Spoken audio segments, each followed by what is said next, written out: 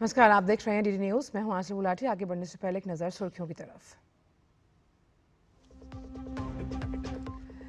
बिहार में महागठबंधन की कैसी होगी तस्वीर? आज पटना में संयुक्त प्रेस कॉन्फ्रेंस के बाद साफ होगी स्थिति। एनडीए ने तेज किया प्रचार अभियान।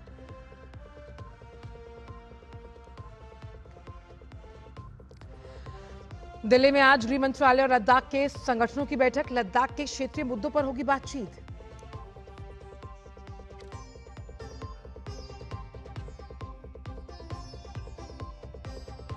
छठ के लिए 12 लाख रेल कर्मचारी दिन रात काम में जुटे। 7,800 अतिरिक्त ट्रेनें, उनका किया जाएगा संचालन। भीड़ पर निगरानी के लिए वॉर रूम एक्टिव। रेल मंत्री अश्विनी वैष्णव ने किया जमीनी स्तर पर आकलन।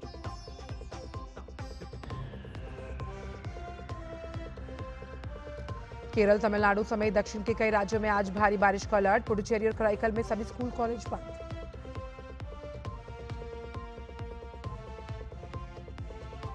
और उसकी ओर से सीज फायर का प्रस्ताव ठुकराने पर बुडापेस्ट में रुकी बातचीत। ट्रंप और पुतिन की बैठक स्थगित।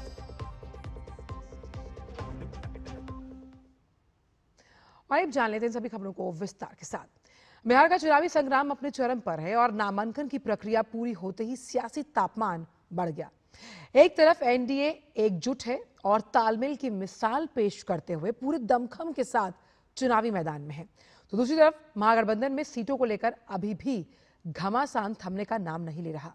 जहां एनडीए के तमाम बड़े नेता प्रचार अभियान को धार दे रहे हैं, वहीं महागठबंधन के भीतर की असहमति खुले तौर पर सामने आ रही है।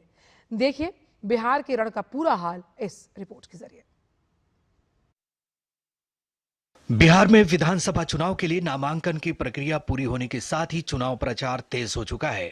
एनडीए ने अपने घटक दलों के साथ सीट बंटवारे से लेकर नामांकन तक में आपसी सहमति और सहयोग की मिसाल पेश करते हुए चुनावी मिशन के साथ मैदान में है। मुख्यमंत्री नीतीश कुमार सहित सभी एनडीए नेता प्रचार अभियान के लिए मैदान में उतर चुके हैं। लोग शाम के बाद घर से बाहर नहीं निकलते थे। समाज में कितना विवाद होता था, कितना हिंदू मुस्लिम झगड़ा होता था, तो उनके समय में कोई काम नहीं था। और जब उसके बाद हम लोगों को मौका मिला तो हम लोगों ने सबके लिए काम किया। शुरू से ही बिहार के विकास का काम हो रहा। अब किसी प्रकार के डर एवं भय का वातावरण नहीं है। वहीं राज्य में सीटों को लेकर महागठबंधन में फंसा पेच सुलझने का नाम नहीं ले रहा। गठबंधन की ओर से अब तक कोई औपचारिक ऐलान सामने नहीं आ पाया है। हालत यह है कि प्रदेश की कुल 243 विधानसभा सीटों पर महागठबंधन की तरफ से 250 से ज्यादा उम्मीदवार मैदान में हैं। लगभग 12 सीटों पर महागठबंधन के उम्मीदवार आमने सामने हैं। कमाल की बात यह है कि राजद और कांग्रेस खुद 7 सीटों पर सीधी लड़ाई में है। माना जा रहा है कि महागठबंधन में मची खींचतान ने जहां झारखंड मुक्ति मोर्चा को असहज कर दिया है, वहीं मुकेश सहनी जैसे नेताओं के अस्तित्व पर संकट का समय शुरू हो चुका है। उधर झारखंड मुक्ति मोर्चा का दावा है कि कांग्रेस और राजद ने गठबंधन धर्म का पालन नहीं किया है। जेएमएम ने गठबंधन पर पुनर्विचार की भी धमकी दे डाली है। इंडिया गठबंधन के तरफ से ये बातें आई थी कि नहीं, आपको एकोमोडेट किया जाएगा, इंतजार करें, लेकिन इंतजार की इंतहा हो गई। अंततः गठबंधन में कहीं जगह नहीं मिला, सिर्फ भ्रम पैदा किया गया। गठबंधन में पहले से ही जेएम नहीं है। इंडिया ब्लॉक में जरूर है, लेकिन बिहार के गठबंधन में वो नहीं है। और रहा कि अभी क्या लड़ रहे हैं नहीं लड़ रहे, वो हम लोग को उतना आइडिया नहीं है, लेकिन ठीक है, सब स्वतंत्र है, सब पार्टी लड़ने के लिए। गठबंधन में मचे सरफुटौल पर एनडीए नेताओं ने तंज कसा है। भाजपा जहां महागठबंधन को टुकड़े टुकड़े गठबंधन बता रही है, तो वहीं जदयू का कहना है कि महागठबंधन जैसे किसी गठबंधन का अस्तित्व नहीं बचा है। मतदाता यही देख रही है कि जो महागठबंधन, जो राष्ट्रीय Janata Dal, Congress, communist, VIP, JMM seat का बंटवारा नहीं कर सकती है, वो सरकार क्या चलाएगी? अभी ही सीट के लिए अभी ही मारामारी चल रही, वो बिहार का क्या करेंगे? जब 150 4-5 पार्टी मिलकर के नहीं लड़ सकते हैं, तो 13 करोड़ लोग को क्या संभालेंगे? जिस तरीके से समन्वय नहीं बैठ पाया है, इसका बहुत बड़ा खामियाजा महागठबंधन को भुगतना पड़ेगा। एनडीए वैसे ही मजबूती से आगे बढ़ रहा था, पर अब तो कहीं ना कहीं महागठबंधन ने हम लोग को कई ऐसी सीट जो संभवतः हम लोग के लिए मुश्किल हो रही थी, उस पर भी वॉक ओवर दे दिया। हालांकि इतना सब कुछ होने के बाद भी राजद और कांग्रेस का दावा है कि महागठबंधन में सब कुछ ठीक है। वे इसे फ्रेंडली फाइट मान रहे हैं। हमारे यहाँ सब ऑल इज वेल है। कल तेजस्वी यादव जी ने ऐलान किया है, बिहार वासियों को संबोधित किया है दीपावली के अवसर पर। स्वाभाविक तौर पे ऐसे में झारखंड मुक्ति मोर्चा ने बिहार में अगर सीटों की मांग की थी तो गठबंधन के संयोजक आरजेडी नेता तेजस्वी जी हैं। अगर उन्होंने सीट देने की बात कही, उसके बाद अगर उन्होंने सीट नहीं दी तो स्वाभाविक तौर पे ये समीक्षा की बात हो सकती है। बिहार चुनाव में एनडीए बनाम इंडी गठबंधन में सीधी लड़ाई के बीच प्रशांत किशोर की जनसुराज और ओवैसी की एआईएमआईएम भी दोनों गठबंधन का कई सीटों पर सरदर्द बढ़ा सकते हैं। इस बीच निर्वाचन आयोग ने चुनावी विज्ञापन के प्रकाशन को लेकर जरूरी निर्देश जारी किया है। आयोग ने स्पष्ट किया है कि कोई भी राजनीतिक दल, उम्मीदवार या संगठन मतदान के दिन और उसके एक दिन पहले किसी भी अखबार में विज्ञापन प्रकाशित नहीं कर सकेगा, जब तक कि उस विज्ञापन की पूर्व स्वीकृति राज्य या जिला स्तर की मीडिया प्रमाणन एवं निगरानी समिति से प्राप्त न हो। ब्यूरो इनपुट के साथ कुमार आलोक और मधुरेश नारायण की रिपोर्ट, डीडी न्यूज। और वहीं लद्दाख के मुद्दों को लेकर आज दिल्ली में बड़ी बैठक होगी। ये बैठक गृह मंत्रालय और लद्दाख के संगठनों के बीच होनी है। बताया जा रहा है कि इस अहम बैठक में लद्दाख के क्षेत्रीय मुद्दों पर बातचीत होगी। बैठक में ले एपेक्स बॉडी और करगिल डेमोक्रेटिक अलायंस हिस्सा लेंगे। इसमें दोनों संगठनों के 3-3 प्रतिनिधि शामिल होंगे। गृह मंत्रालय के साथ बैठक करने के लिए ले एपेक्स बॉडी और करगिल डेमोक्रेटिक अलायंस के नेता पहले ही दिल्ली पहुंच गए हैं। त्योहारी सीजन में देश भर में रेल यात्रियों की भीड़ को देखते हुए भारतीय रेलवे ने व्यापक तैयारी की है। देश भर में 12 लाख रेल कर्मचारी दिन रात काम कर रहे हैं ताकि ये सुनिश्चित हो सके कि यात्री सुरक्षित हैं, समय पर घर पहुंचे। रेलवे कर्मचारियों और अधिकारियों के साथ खुद रेल मंत्री इंतजामों का जायजा ले रहे हैं। देखिए रिपोर्ट। भारतीय रेल त्योहारी सीजन के दौरान 12,011 विशेष ट्रेनें चला रहा है ताकि यात्रा मांग में तेज वृद्धि को पूरा किया जा सके। पिछले 20 दिनों में 4,211 विशेष ट्रेनों ने 1 करोड़ से ज्यादा यात्रियों को सेवा प्रदान की है। त्योहारों की भीड़ को कम करने के लिए 7,800 और ट्रेनें चलाए जाने की योजना है। त्योहारों की भीड़ के दौरान समर्पित होल्डिंग एरिया के अलावा यात्रियों के लिए MUTS सहित अतिरिक्त टिकट काउंटर, पेयजल सुविधाएं और स्वच्छ शौचालय उपलब्ध कराए गए हैं। अनारक्षित डिब्बों में भी आरामदायक यात्रा मुहैया कराने के प्रयास किए जा रहे हैं। देश भर के बड़े रेलवे स्टेशनों में भीड़ नियंत्रण के लिए पुख्ता तैयारी की गई है। नई दिल्ली में नियंत्रण कक्ष बनाया गया है तो जयपुर में MUTS से सीधे टिकट जारी किए जा रहे हैं। उधना रेलवे स्टेशन पर यात्रियों के बीच 5,000 पैकेज्ड पेयजल बोतल बांटी गई तो तंजावुर जंक्शन पर यात्री स्वच्छ सुविधाओं के साथ वातानुकूलित विश्राम कक्षों का लाभ उठा रहे हैं। रेल मंत्री ने कहा कि केवल दिल्ली क्षेत्र से ही प्रतिदिन औसतन 4.25 लाख यात्रियों को सुविधा दी जा रही है।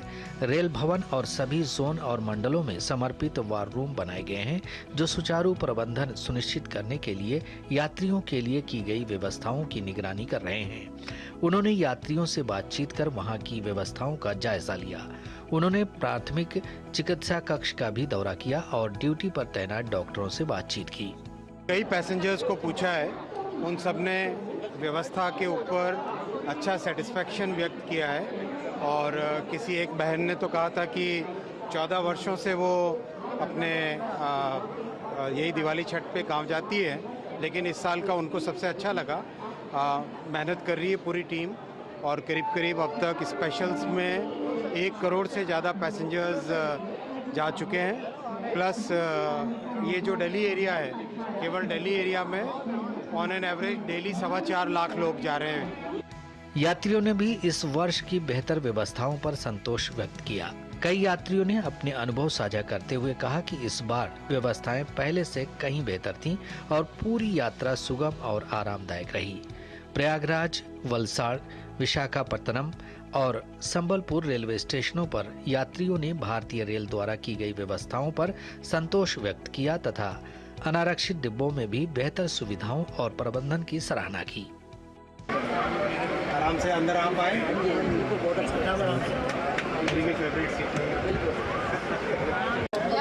बिहार में कहाँ? पटना जा रहे हैं। छठ की पूजा, वहाँ छठ मैया की व्यवस्था कैसी लगी आपको? बहुत अच्छी लगी। बाहर से अंदर आने में दिक्कत हुई? होल्डिंग एरिया सारा देखा आपने, कैसा है? अच्छा है। अंदर कितना समय लगा अंदर आने में? हमको मुश्किल से 10 मिनट। भीड़ भाड़ तो पिछले 2 साल पहले जब गाँव गए थे, जा रहे थे तो ट्रेन में चढ़े हम दोनों आदमी के, ये बोले अब गाँव नहीं जाना है, कान पकड़ते तो अब से गाँव नहीं जाएंगे। लेकिन इस बार की व्यवस्था बहुत अच्छी। देखिए पूरा प्रयास है। हाँ, और इसी में आप लोग भी बहुत खुश हैं। कुछ सोशल मीडिया हैंडल यात्रियों में अनावश्यक दहशत पैदा करने के लिए भीड़भाड़ और यात्रियों की असुविधा को दर्शाने वाली पुरानी तस्वीरें और वीडियो प्रसारित कर रहे हैं।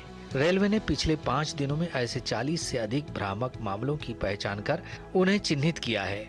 भ्रामक सूचना फैलाने वालों के खिलाफ FIR दर्ज की जा रही है।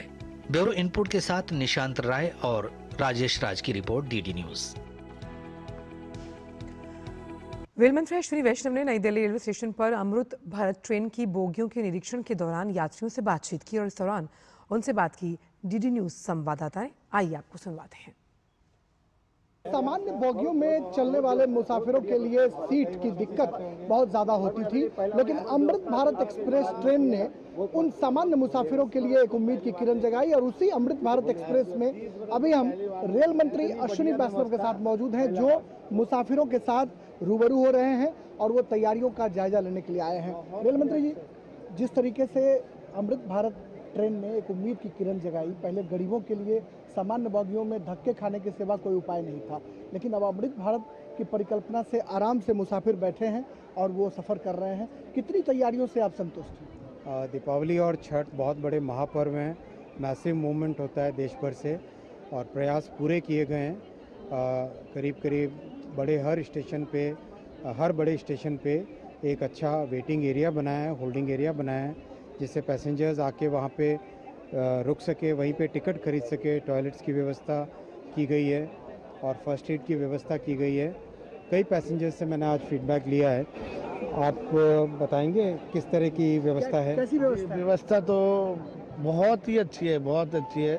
यहाँ तक कि RPF का भी मतलब बहुत बहुत धन्यवाद देना चाहता हूँ और दिल्ली पुलिस का भी और रेल मंत्री का भी मतलब तहे दिल से शुक्रिया कि हम लोग सामान्य वर्ग की तरह मतलब जो रिजर्वेशन है वो भी, जो जनरल है वो भी और जो AC है वो भी, मतलब एक समान बैठ के। और पहले जो सर के ऊपर लात और लात के ऊपर सर, वैसे इस बार नहीं हो रहा है। मंत्री खुद आपका हालचाल लेने भी आए।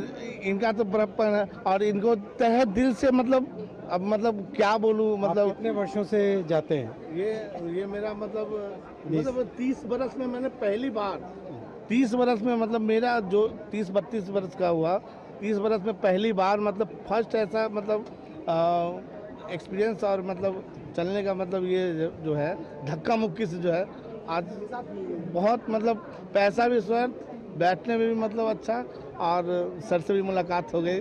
मतलब रेल मंत्री को कितना संतोष मिल रहा है? मुसाफिर तारीफ कर रहे हैं, कितना संतोष? प्रयास लगातार करते रहना पड़ेगा, लगातार प्रयास करते रहना पड़ेगा।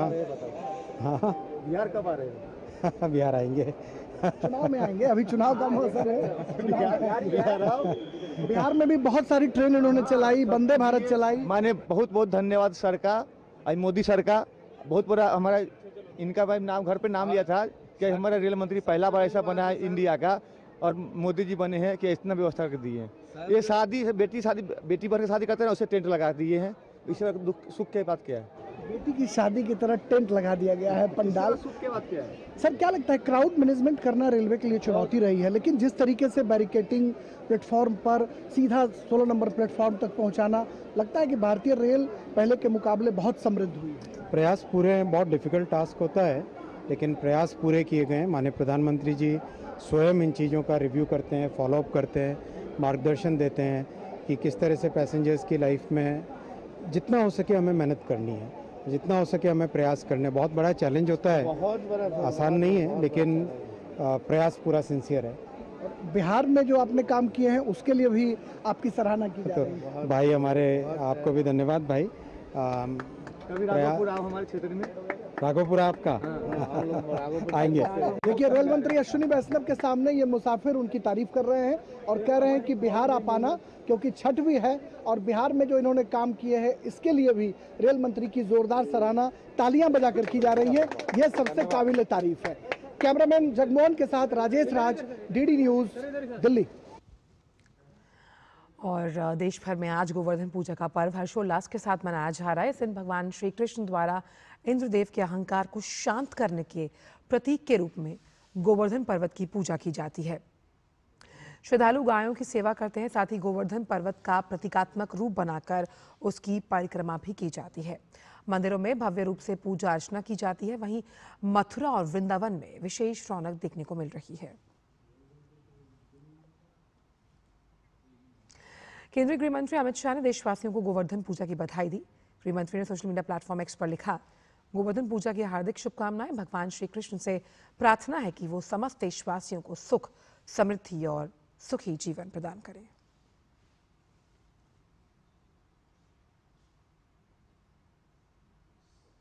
वक्त ब्रेक का है, देखते रहिए टीटी न्यूज। कभी नाच गाना और बेहतरीन खाना, कभी सास बहू की नोक-झोंक में स्वाद का मुस्कुराना, कभी रिश्तों में मुस्कुराहट और स्वाद भरना। असली मसालों का उपहार MDH बनाए खास हर त्योहार, क्योंकि हर रिश्ता है स्वाद से जुड़ा। आइए मनाए खुशियों की दीपावली MDH मसालों वाली। और वहीं स्वतंत्रता सेनानी अशफाक उल्लाह खां की आज जयंती है। गृह मंत्री अमित शाह ने उनकी जयंती पर श्रद्धांजलि देते हुए एक्स पर पोस्ट किया।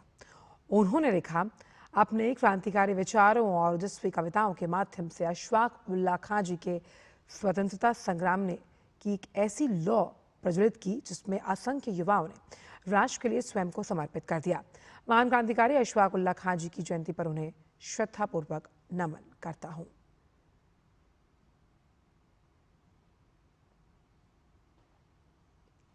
आज गृह मंत्री अमित शाह का जन्मदिन है। इसी अवसर पर लोकसभा अध्यक्ष ओम बिरला ने उन्हें शुभकामनाएं दी। लोकसभा अध्यक्ष ने एक्स पर लिखा, केंद्रीय गृह और सहकारिता मंत्री अमित शाह जी को जन्मदिवस पर हार्दिक बधाई, मंगल कामनाएं। आपका कर्मठ व्यक्तित्व राष्ट्र के निर्माण, सुरक्षा, शांति के लिए समर्पित जीवन प्रेरक है। ईश्वर से प्रार्थना है कि राष्ट्र की सेवा, एकता और विकास के लिए आपके प्रयासों को और बलवती बनाए। साथ ही आप सदैव स्वस्थ रहें और अपने सक्रिय नेतृत्व से भारत को उत्कर्ष पर पहुंचाएं।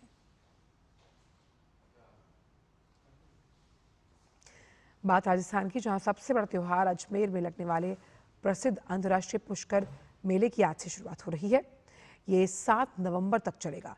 मेले में विदेशी, देशी पर्यटक शामिल होंगे। मेले में 3 चरणों में पशु मेला, सांस्कृतिक कार्यक्रम और धार्मिक मेला शामिल हैं। मेले की तैयारी के लिए पशुपालकों, विशेषकर ऊंट पालकों ने पहले से ही पुष्कर के रेतीले धोरों में डेरा डालना शुरू कर दिया। अश्व पालकों के लिए अस्थायी और स्थायी अस्तबल बनाए गए हैं। ऊंट और घोड़े अपने करतब दिखाएंगे, जिसमें सीमा सुरक्षा बल के जवान भी शामिल होंगे। मेले में मिस्टर और मिस राजस्थान प्रतियोगिता का भी आयोजन होगा। सुरक्षा के लिए 200 से ज्यादा पुलिसकर्मी तैनात किए गए। पुष्कर सरोवर के घाटों पर गोताखोर भी मौजूद रहेंगे। मौसम विभाग ने अगले 2 दिनों में केरल, माहे, तमिलनाडु, पुडुचेरी और कराईकल में आज मूसलाधार बारिश का रेड अलर्ट जारी किया। विभाग ने आंध्र प्रदेश, तटीय कर्नाटक और दक्षिणी आंतरिक कर्नाटक में भी मूसलाधार बारिश का अनुमान लगाया। मौसम विभाग ने कहा कि अंडमान और निकोबार द्वीप समूह, कर्नाटक, केरल, माहे, लक्षद्वीप, ओडिशा, तेलंगाना में अलग अलग स्थानों पर गरज के साथ बिजली और तेज हवाएं चलने की संभावना है। विभाग ने राष्ट्रीय राजधानी में न्यूनतम तापमान 19 डिग्री और अधिकतम 33 डिग्री सेल्सियस रहने का अनुमान जताया है। भारत ऑस्ट्रेलिया संयुक्त सैन्य अभ्यास ऑस्ट्रा हिंद ऑस्ट्रेलिया में चल रहा है। ऑस्ट्रा हिंद 2025 का ये सैन्य अभ्यास 2022 में शुरू हुआ। ऑस्ट्रा हिंद सैन्य अभ्यास का ये 4था संस्करण पर्थ में चल रहा है। इस साल के अभ्यास का मुख्य फोकस शहरी और अर्ध शहरी क्षेत्रों में आतंकवाद के खिलाफ कार्रवाई के लिए तैयारी है, जिसमें वर्तमान सुरक्षा हालातों पर विशेष ध्यान दिया गया। 13 अक्टूबर से चल रहा ये सैन्य अभ्यास 26 अक्टूबर तक चलेगा। इस अभ्यास में भारतीय सेना के 120 जवान और अधिकारियों की टुकड़ी भाग ले रही है, जिसकी अगुवाई गोरखा राइफल्स की एक बटालियन कर रही है। ऑस्ट्रा हिंद भारत और ऑस्ट्रेलिया के बीच गहरे होते रक्षा संबंधों को दर्शाता है। इस अभ्यास में संयुक्त राष्ट्र शांति अभियानों का अनुकरण भी शामिल है, जिसे इस समय दुनिया में चल रहे हालात को समझने के लिए डिजाइन किया गया। ऑस्ट्रेलियन सैन्य अभ्यास में दोनों देशों के सैनिकों को अपनी अपनी सांस्कृतिक विरासतों को साझा करने का अवसर मिला, जिससे मित्रता और आपसी सम्मान के बंधन को मजबूत करने में मदद मिलती है। भारत ने जम्मू कश्मीर स्थित नियंत्रण रेखा पर फेंसिंग के ज्यादातर हिस्सों को स्मार्ट फेंसिंग में तब्दील कर दिया। हमारी वरिष्ठ संवाददाता अनंता डागर ने जम्मू और कश्मीर के नौशेरा स्थित नियंत्रण रेखा पर स्मार्ट फेंसिंग का जायजा लिया। देखिए।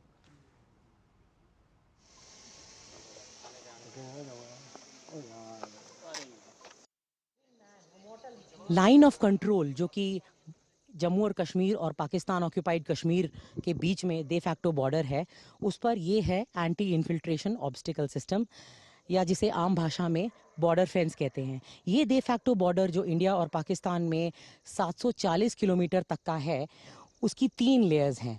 और जैसे कि आप देख रहे हैं, यहाँ हमारी इंडियन आर्मी के ट्रूप्स इसको जो बड़े ही चौकस हैं अपने हथियारों के साथ, यहाँ पे इस फेंस का इसको डोमिनेट कर रहे हैं, डोमिनेशन पेट्रोल कर रहे हैं।